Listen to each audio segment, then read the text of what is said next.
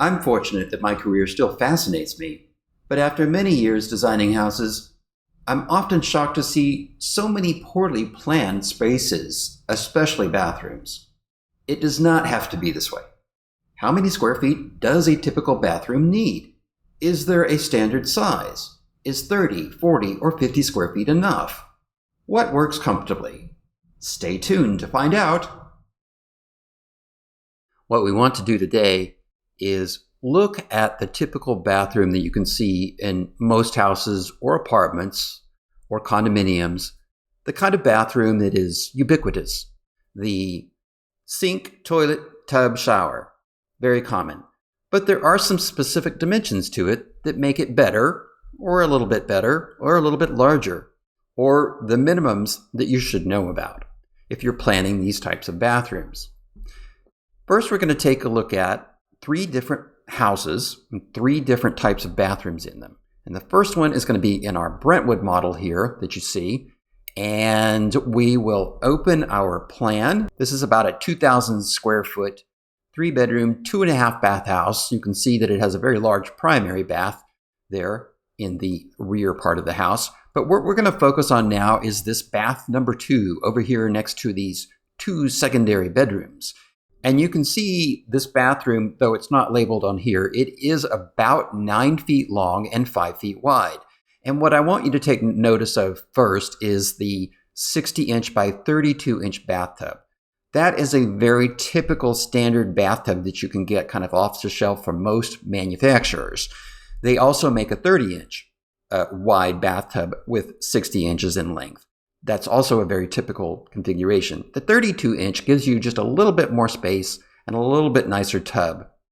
The other thing here that I want to look at is the vanity that we have, 21 inches deep and 42 inches wide. This vanity is a little bit longer than it would be in a bathroom that was only 7 feet long. 7 feet long is going to only allow you to have a 30-inch tub, a 30-inch space for the toilet, and a 30-inch vanity. Pretty minimal. If you have a bathroom with a little bit more space, another 6 inches, another foot, then you can do something more like this. And also I want you to notice that this bathroom has a bit of a leg coming off of it that goes to the vestibule hallway that enters into it. We have a 28-inch by 80-inch standard type entry door into this space where you walk in, then you have a couple of switches for your lighting and your exhaust fan. And then as you go in, this space here is 38 inches deep and 36 inches wide. So that gives you just that much more space to make more elbow room in this particular arrangement that we have for this bathroom. And also notice that we have a window above our toilet. I like to orient bathrooms of this size on exterior walls where the toilet and the plumbing fixtures back up to the outside wall so that you can put a window there above a toilet.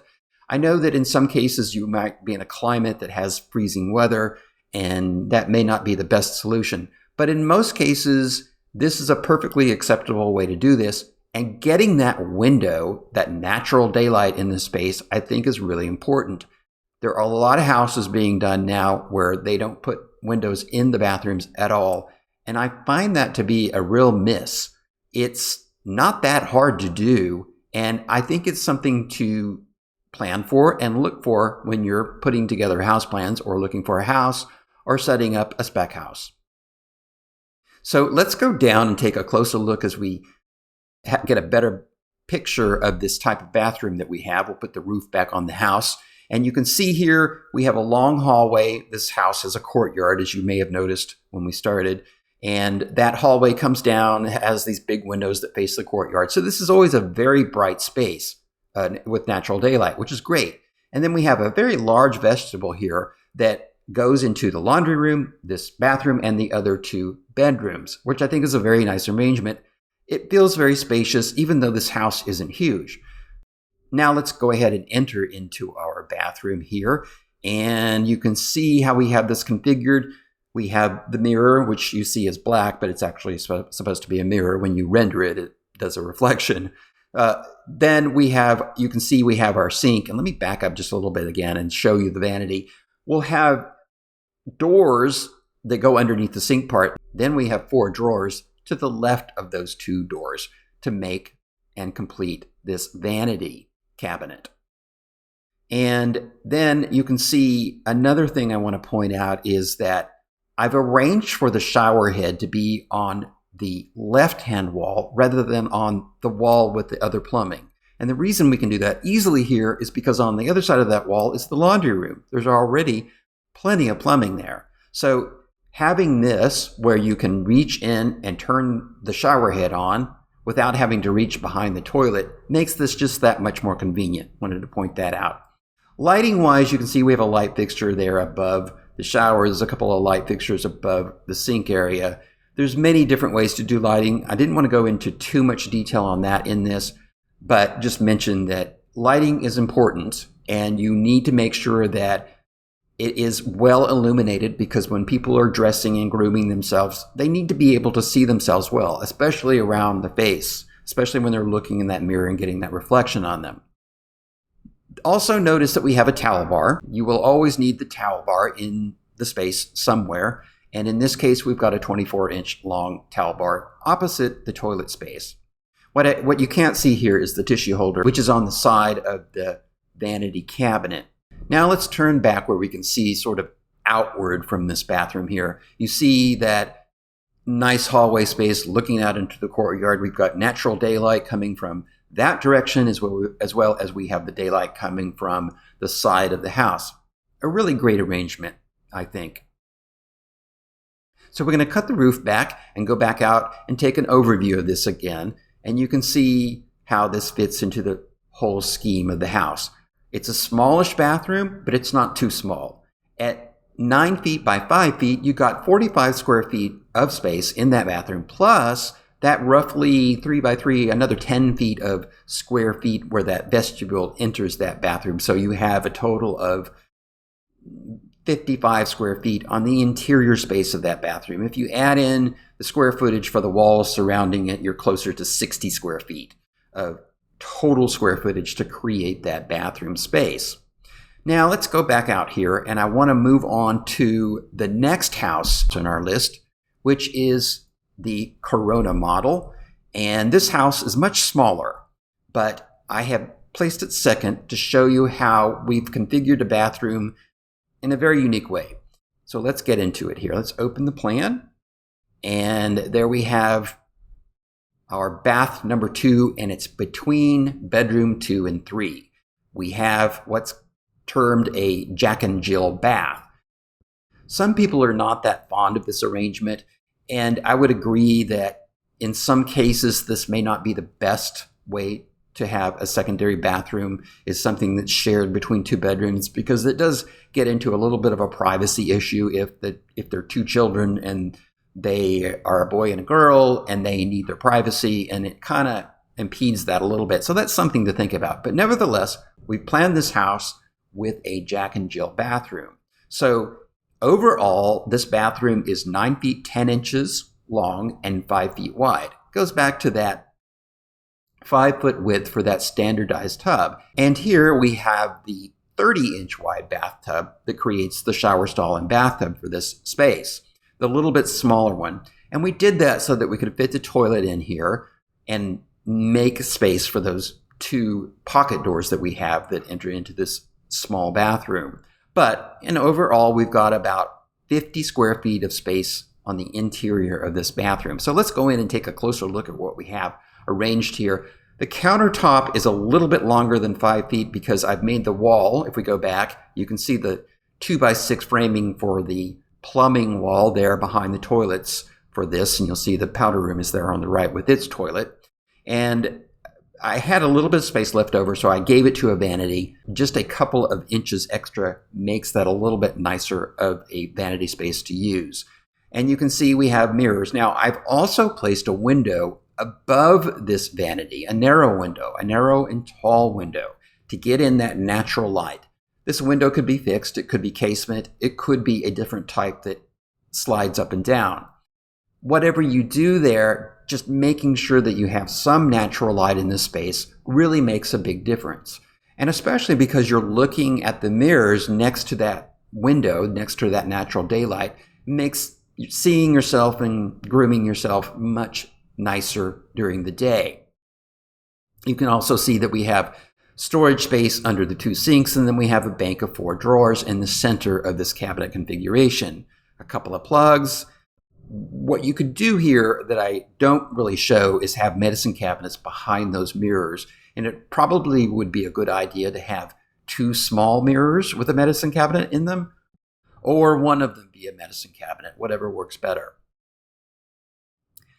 So let's come back out, and I want to show you how this room is configured and how it looks and the visual of it. So let's put the roof back on the house. Come in here. Very simple shower stall. We have the sliding glass doors for the framed glass shower doors. And in this case, what we need to do is store our towels on that towel bar that is in the glass door. Otherwise, there's not much of a place for a towel bar in this small bathroom. It's always something that sometimes kind of gets overlooked. If there's enough space for that towel bar somewhere in a small bathroom, can always be an issue. Of course, you see the tissue holder, which is across from the toilet. But with 5 foot of space, it shouldn't be too far away. Now let's widen the angle and get a little bit better feel of how this space comes together and how it looks and how it feels.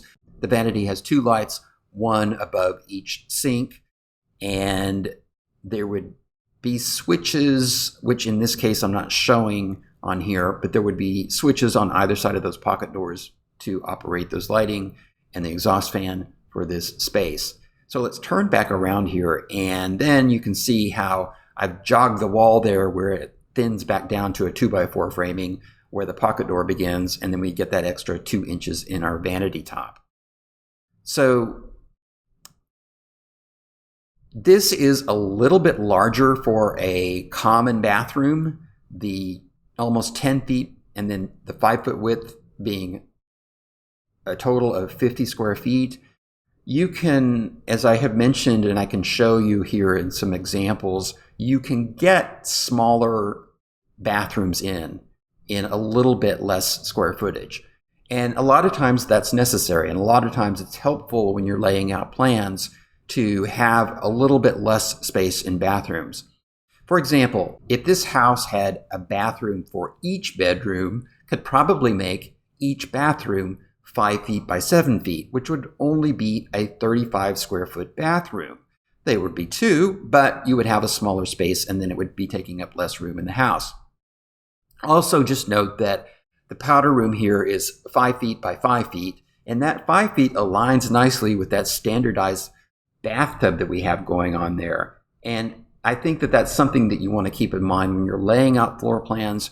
If you can align features like this can really help you make a more efficient floor plan. Just like in closets that you'll see in another episode that I talk about closets, aligning your closets along a single line can make the floor plan flow and line up much more easily and actually end up looking much better architecturally.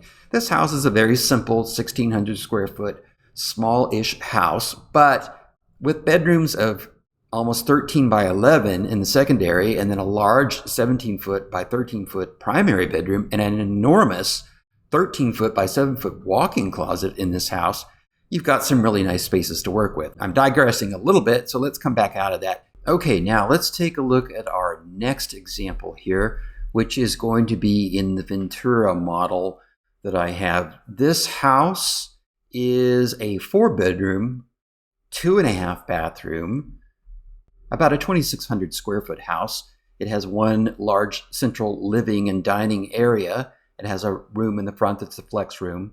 But what we have for this are 3 bedrooms that are served by this bath number 2. Now, I've made this bathroom quite a bit larger and given it a different configuration, which is a bit more luxurious, something more suitable for 2 or 3 children to be using all the time. And in total, we've got about 11 feet, 8 inches in length and 7 feet, 11 inches in width. That 11 foot 8 goes all the way over to the hall. So it's actually about 3 feet less than that to the room. So you have roughly an 8 by 9 bathroom here space in the rectangle of that area.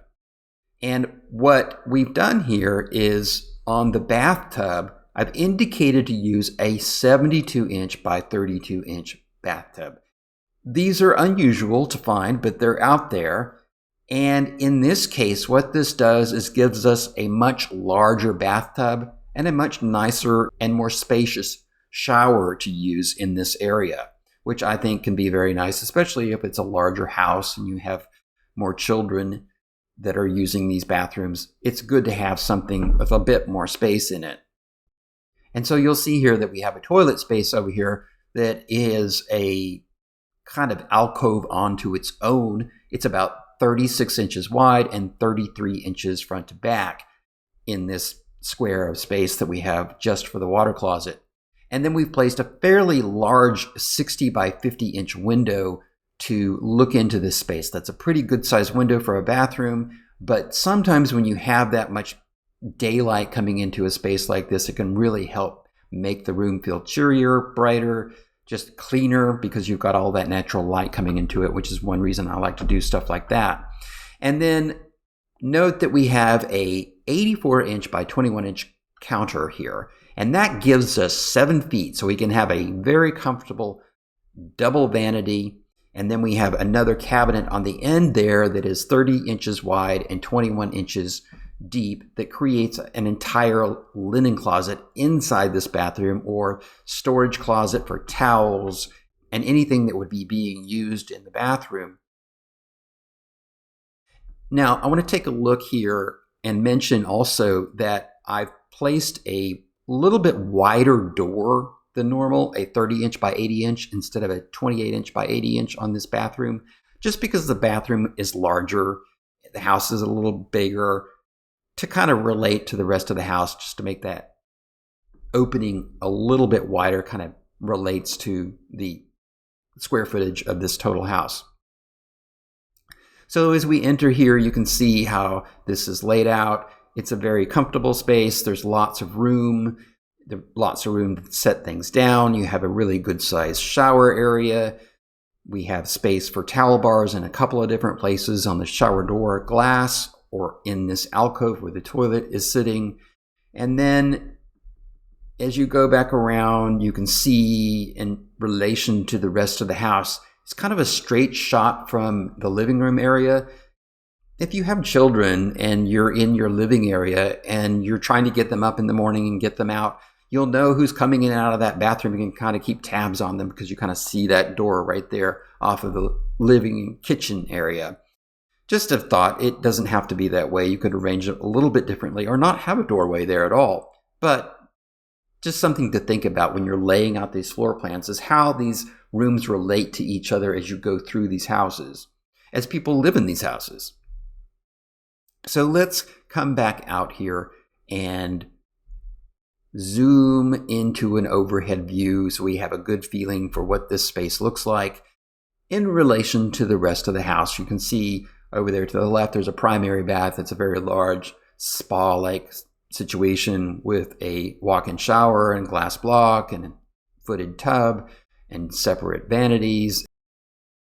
So you want to balance out your amenities. When you have a nice house like this, your secondary bathroom should be pretty nice as well. I would not use a bathroom that is only 7 by 5, 35 square feet in a house like this. That would just be way too small and not relational to the rest of the building.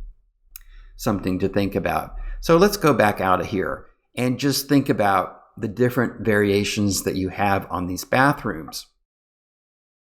And what we'll do here is we'll look at a sheet that shows us the different combinations that you can have. And on here, you'll notice that I have a guide and I show the square footages and the gross square footages. I have a net square footage, which is the interior within the wall space of the rooms. And then I have this gross square footage, which is counting the walls around it. So with this guide, what you can do is get a sense of what kind of square footage you need for that type of bathroom. And this is giving you a guide. This is just giving you reference points. There's many different ways that you could do this. The important things to keep in mind when you're doing bathrooms is that There are standardized fixtures and there are standardized codes that you have to follow to make sure that you're complying with the building codes. And then the fixtures, having standardized fixtures just makes designing it a little bit easier because you know what you have to work with. You know you have a 5-foot long bathtub, which you see in all of these cases except for the ones with the showers in them. And by the way, a bathroom with just a shower in it is considered a 3/4 bath. When you have a bathroom that has a bathtub and a shower combination, that's the full bathroom. So that's why you sometimes hear that term. And sometimes people want to have just a shower in their bathroom, especially a secondary bathroom. It could be a guest room and you know that no one will ever take a bath in there. You can do something that's smaller and have just the shower stall in it. And of course, I don't show all the different ways that you can configure a bathroom with different shower configurations in them, but this just gives you an idea and a starting point to look at and the square footage that it takes.